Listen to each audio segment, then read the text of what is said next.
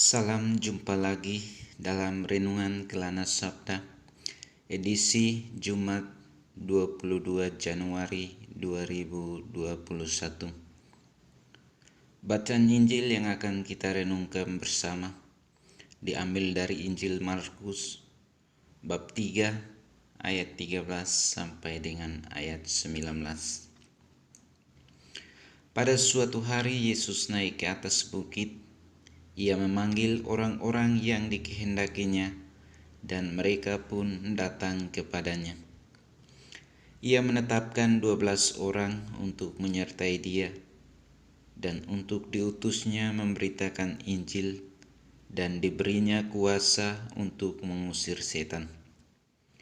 Ke-12 orang yang ditetapkannya itu ialah Simon, yang diberi nama Petrus, Yakobus anak Zebedeus, dan Yohanes saudara Yakobus, yang keduanya diberi nama Boanerges, yang berarti anak-anak guru. Selanjutnya Andreas, Filipus, Bartolomeus, Matius, Thomas, Yakobus anak Alfeus, Tadeus, Simon orang Selot, dan Yudas Iskariot yang mengkhianati dia. Demikianlah Injil Tuhan. Bapak, Ibu, Saudara-saudari yang terkasih dalam Tuhan kita Yesus Kristus. Dalam bacaan Injil hari ini berbicara tentang Yesus yang memanggil ke-12 muridnya. Panggilan ini tentu menghantar kita untuk merefleksikan perjalanan kita sebagai pengikut Yesus. Dalam bacaan Injil hari ini juga, saya mengajak kita untuk menempatkan diri kita sebagaimana yang telah Tuhan anugerahkan kepada kita masing-masing berdasarkan hidup kita sekarang ini.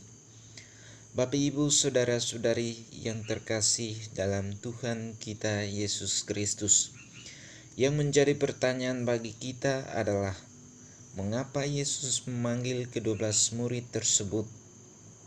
Apakah mereka pintar? Dan apakah mereka yang terbaik saat itu? Tentunya tidaklah demikian. Jika dilihat secara saksama, mereka yang dipilih Yesus menjadi muridnya sama sekali tidak memiliki kriteria yang menonjol. Ada yang berprofesi sebagai nelayan, ada yang berprofesi sebagai pungut cukai, dan ada juga yang orang biasa.